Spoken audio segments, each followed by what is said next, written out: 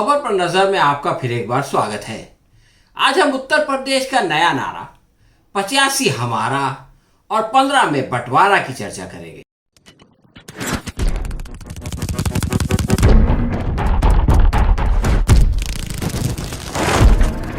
दोस्तों, इस नारे को समझने के लिए उत्तर प्रदेश का राजनीतिक इतिहास देखना पड़ेगा।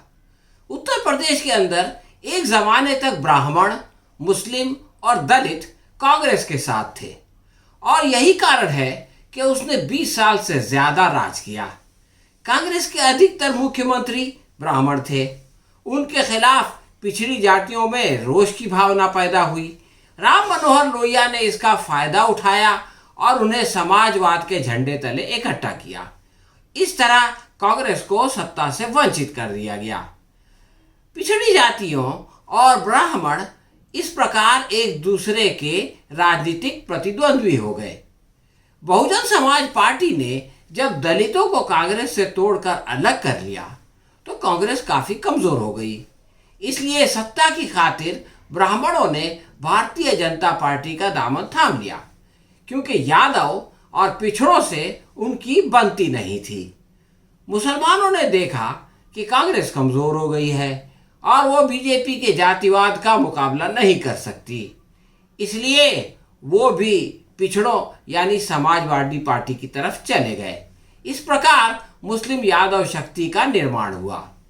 ब्राह्मणों को जब बीजेपी ने मायूस किया तो उन्होंने बहुजन समाज पार्टी का रुख किया और इससे वो यानी बीएसपी काफी मजबूत हो गई और मुसलमान भी उसकी ओर आकर्षित होने लगे। इस तरह एक जमाना वो था जब ब्राह्मण बीजेपी और बीएसपी में बटा हुआ था, यानी ब्राह्मण वोटर या ब्राह्मण समाज, और मुसलमान समाजवादी और बहुजन समाज पार्टी में विभाजित थे। ब्राह्मणों के लिए समाजवादी पार्टी के साथ जाना उसी तरह मुश्किल था जैसे मुसलमानों की खातिर बीजेपी अपवित्र थी और अब भी है। इस दौरान बीजेपी ने कल्याण सिंह जैसा लोध जाति का चेहरा दिखाकर गैर यादव पिछड़ों और दलितों में फूट डालकर गैर जाटव दलितों को करीब करके एक सोशल इंजीनियरिंग का फॉर्मूला बनाया। केंद्र में जब मोदी सरकार को सत्ता मिल गई, यानी मोदी जी सत्ता में आ गए, तो ब्राह्मणों ने बीएसपी से नाता तोड़कर फिर से बीजेपी से जोड़ लिया। इस तरह 2017 के यूपी चुनाव में बीजेपी को ऐसी अभूतपूर्व सफलता मिली कि उसकी कल्पना भी उसने नहीं की थी। इसके बाद बीजेपी अगर किसी ब्राह्मण को मुख्यमंत्री बना देती तो वो उसके साथ रहते, लेकिन उसने विजय कुमार बिष्ट उर्फ योगी आदित्यनाथ जैसे ठाकुर को वो पद थमा दिया। ब्राह्मणों को खुश करने के लिए लखनऊ के मेयर और एक कमजोर ब्राह्मण नेता डॉक्टर दिनेश शर्मा को उप मुख्यमंत्री का पद लॉलीपॉप की तरह थमा दिया गया। इस व्यक्ति ने पिछले 5 साल में कोई महत्वपूर्ण काम तो दूर, कोई अच्छा वक्तव्य भी नहीं दिया। यही कारण है कि ब्राह्मणों के तुष्टीकरण के लिए कांग्रेस से जितिन प्रसाद को जून में बीजेपी के अंदर लाया गया और 3 महीने के अंदर उनको जो है वो मंत्री बना दिया गया। इसका कारण ये था कि उन्होंने इससे पहले जो ब्राह्मण चेहरा लोगों के सामने पेश किया था वो उसमें उनके लिए कोई आकर्षण नहीं था।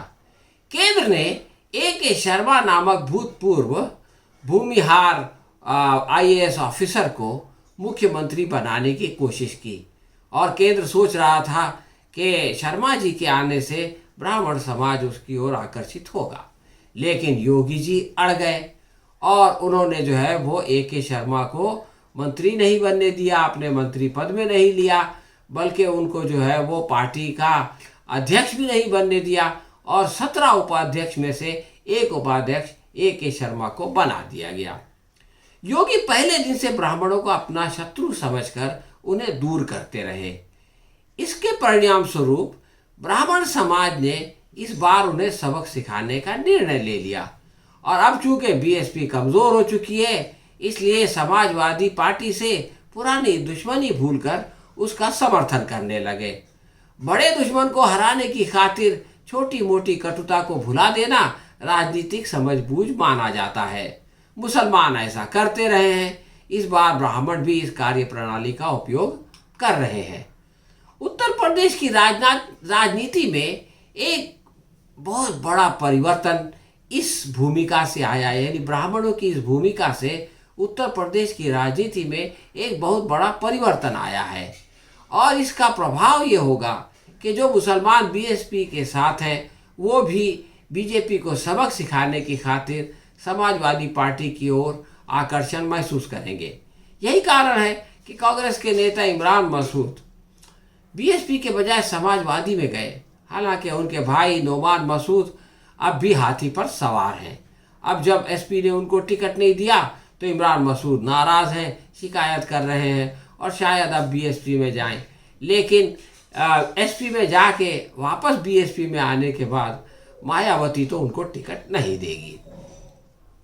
बीजेपी के खिलाफ ब्राह्मणों से ज़्यादा गुस्सा मुसलमानों के अंदर है और योगी उसको बढ़ाते रहते हैं, क्योंकि उनके पास हिंदू वोटर्स को बेवकूफ़ बनाने के लिए अब कोई दूसरा उपाय भी नहीं है।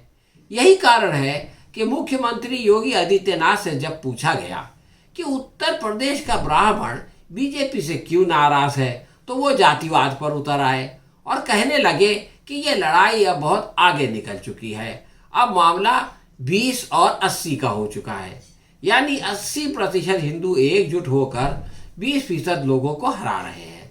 अब इस 20% में 19% तो मुसलमान हो गए और बाकी 1% कौन है, तो 1% समाजवादी है, 1% के अंदर बहुजन समाज है, 1% के अंदर जाट हैं, 1% के अंदर किसान हैं और सारे भाजपा विरोधी जो है वो 1% है। ये एक ऐसा मूर्खतापूर्ण बयान था कि इस पर हंसें या रोएं ये समझ में नहीं आता।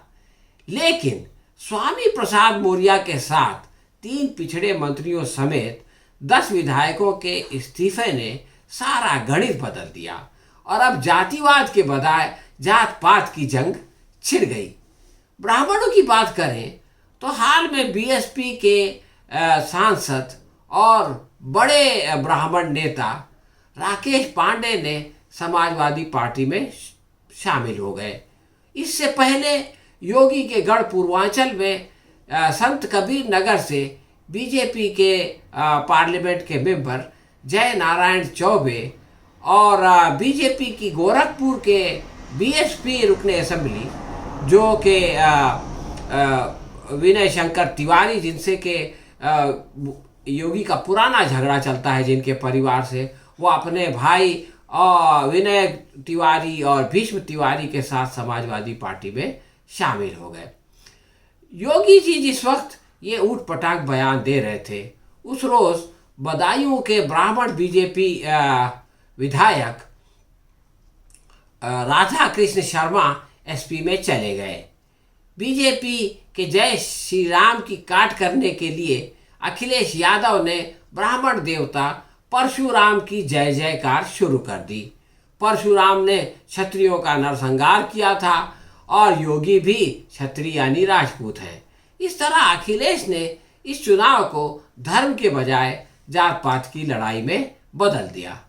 ब्राह्मण चूंकि पहली बार समाजवादी पार्टी की जानिब झुकाव महसूस कर रहे हैं, इसलिए उन्हें रिझाने की खातिर समाजवादी पोस्टर में ये नारा दिखाई देने लगा है, ब्राह्मण का संकल्प अखिलेश ही विकल्प।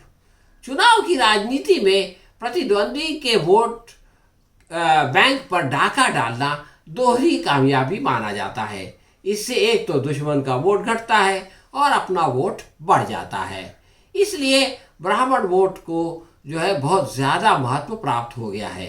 अखिलेश ये कहते हुए सुनाई देते हैं कि ब्राह्मण समाज सबसे ज़्यादा समाजवादी और न्याय संगत है, वही उत्तर प्रदेश को सोशलिज्म की राह पर ले जाएगा।